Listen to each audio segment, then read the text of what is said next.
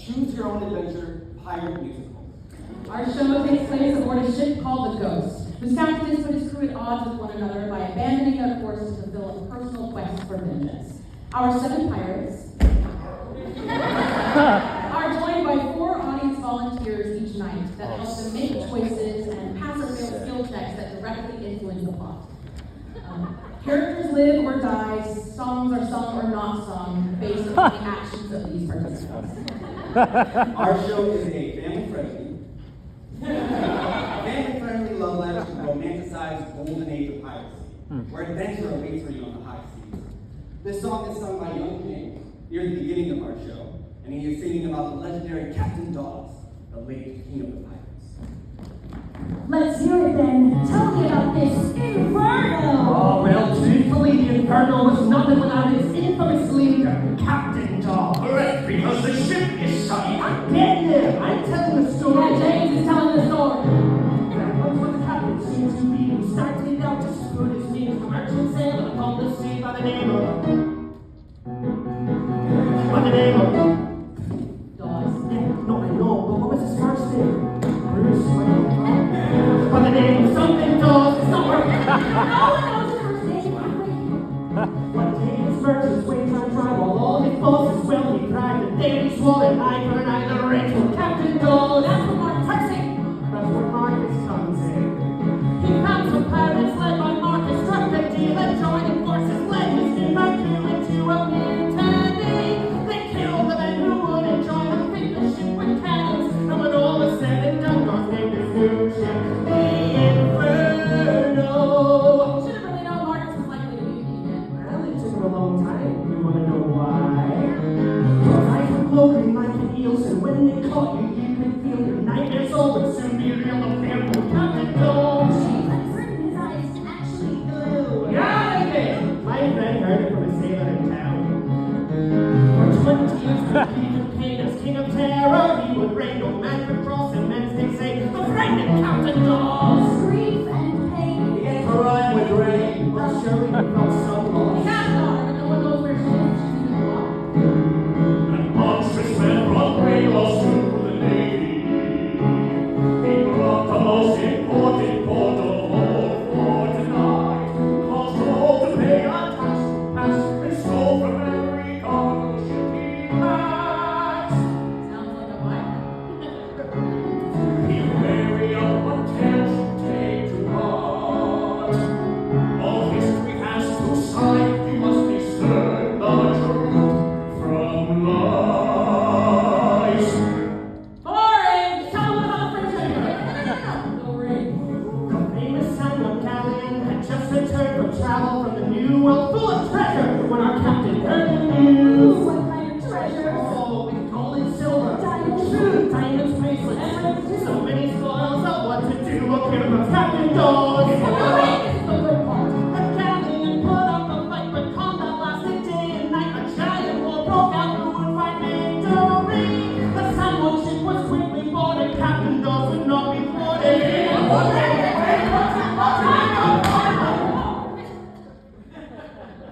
Oh no, the gunpowder. It's fine.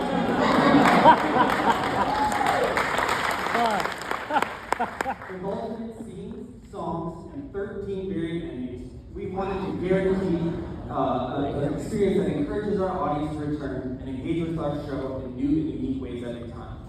We know that audience participation can be complicated, which is why our show is currently structured to have 4 audience participants. That way to maintain a classic viewing experience for the majority of our audience, while still having that element of surprise and randomness that's unique to our show. This level of audience interaction was something we knew we had to test.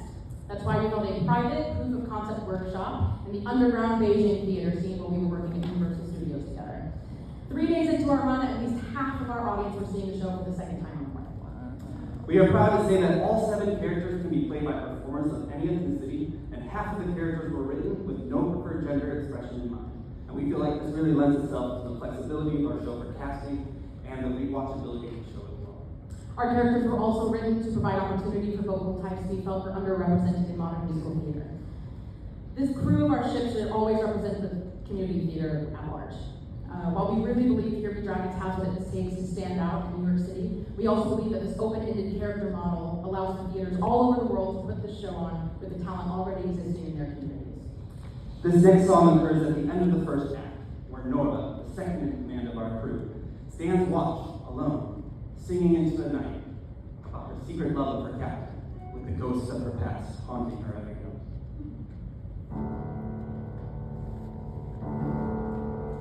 I've lost everyone but you I've ever known. But the way your age consumes, it's like I've lost you too. We don't have to ride these waves of grief alone. This night seems endless, doesn't need to be. If you just look at me, my dear father loved you like you were his own. I am waiting for the sun to rise, waiting for the sun to rise. I'm waiting, waiting,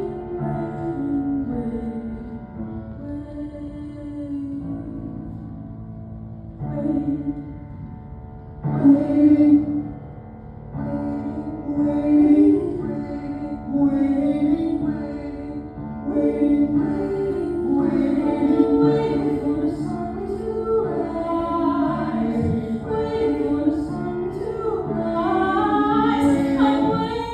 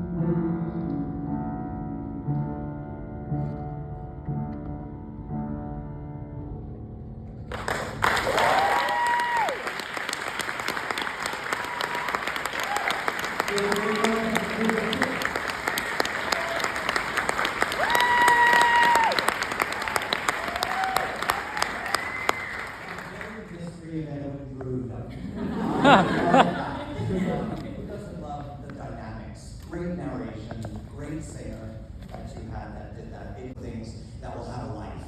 And by being able to add other audience members, having a small cast, cost efficient, actually doing this the way that you did this in front of other audiences, I would probably love to see the rest of the show. It sounds very exciting and very fun. Thank you.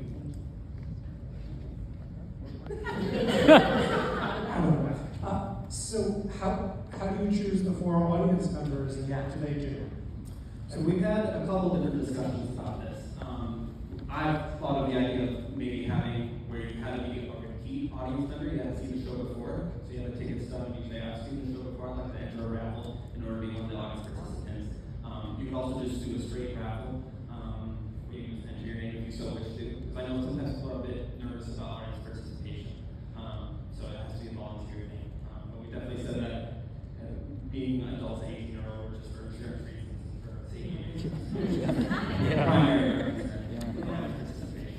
And each audience member is assigned to a specific character throughout the show. That character knows that person by name. They know that that's where that person is. They will personally guide them through the scenes when they need to move, any actions they need to make. So they have a handler essentially throughout the show. How much time do they get to actually work on this? So each decision is guided by a specific character in the show. There are 3 votes.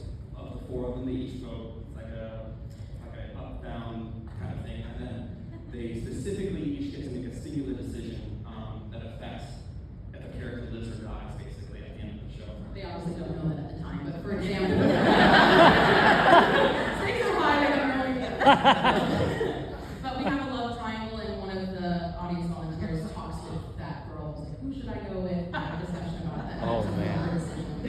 There's like skill checks. Yeah, so in the beginning of our show, there's like almost like a talent song that we have, where they're learning different skills while things are happening in the front of the stage. So one person's learning how to tie a sailor knot, one person's figuring out how to fire a cannon in a certain amount of time. So they learn this in the first 10 seconds of the show, and then 30 minutes later, they have to make this skill check. Oh no. And depending on if they succeed or not, Changes the show.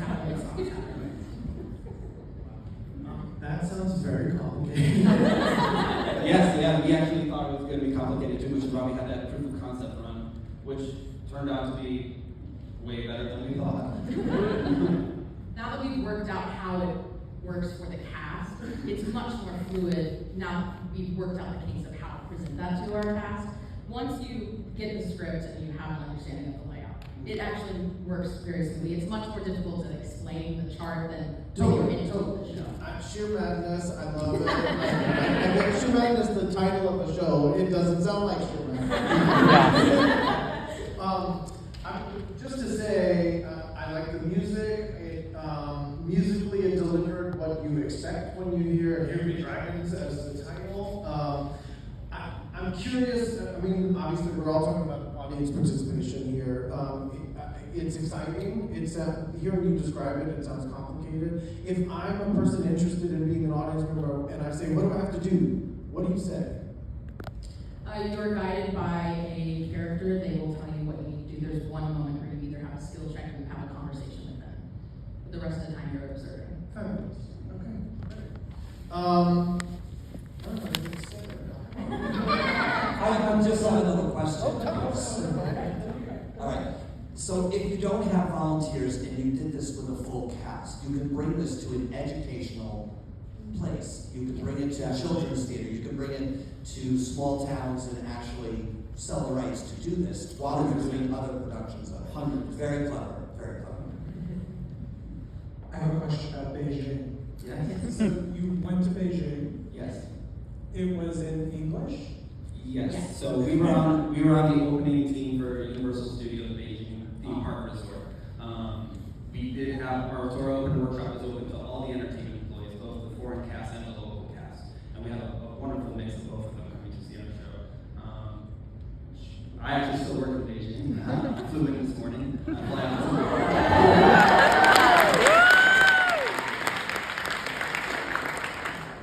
But yes, we performed the show in English. We did have audience members who were bilingual that offered to write synopsis in Mandarin, so we did have that available so people could follow along. But we had a very international and diverse audience, which was very exciting for something as novel as this to see how that would work with audience participation, how that would change plot and see. Particularly with people who don't speak English, and they still went really well. I'm sure you're aware in China and overseas, this type of thing, this proof of concept, is very producible. And I think you should keep moving this along, and you should keep showing this to people. The proof of concept will be as someone starts to buy the rights. It's very innovative, it's very creative, it's very different. Don't start here. We're not that creative here. Truly, when you look at Broadway, a lot of the themes are dumbed down so that the general population gets it. But when you look at Korea and you look at China, this is something that would take off quite well. And you do very well with it, I think. Thank you.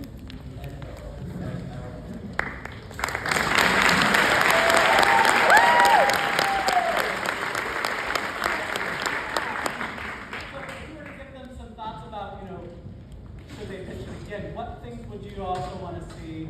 It's 8 minutes is just not enough. For me personally, I love the first song. I would like to see more action-adventure songs if you have a limited time. As lovely as you sang, that second song didn't push the theme or the plot or the journey. It didn't do anything for me. The first song really drew us in, I felt.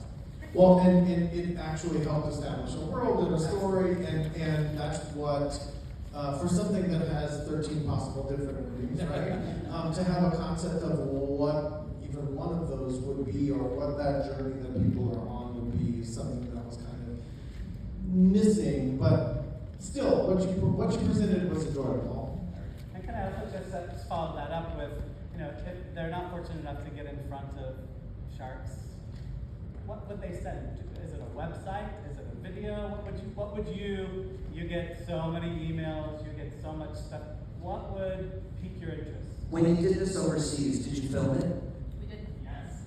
Yes. I would sizzle reel this. If you want to draw people into what the concept is, without having to explain it, the music and the lyrics are what should draw people into it. Because I'm drawn into it and I'm interested to see what happens. I don't want to perform in it, but I'll watch it. Be that as it may, I think putting a sizzle reel together of these best moments, that would be enticing for someone to buy the rights and help you capitalize what you're doing. Yes, we have a full video of the whole entire show uninterrupted, and we also have a series of links where you can make the decision on YouTube, and it links to the show that happens, and you can follow along as if you're making the decision. So I'm going to ask you a financial question. How much money did you put into this when you were developing it? In China, I spent about $1,500. That's all? It's China.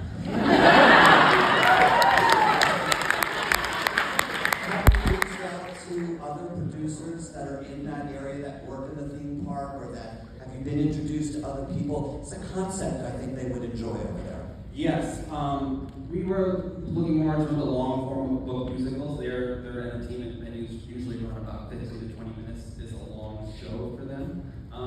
But yes, we are. I've been working in theme parks for the past decade across the world, Madison as well. So yes, we have contacts, but we're. I know a director that works over there that might actually be able to help you. Come see me later. Maybe I can help you with the name.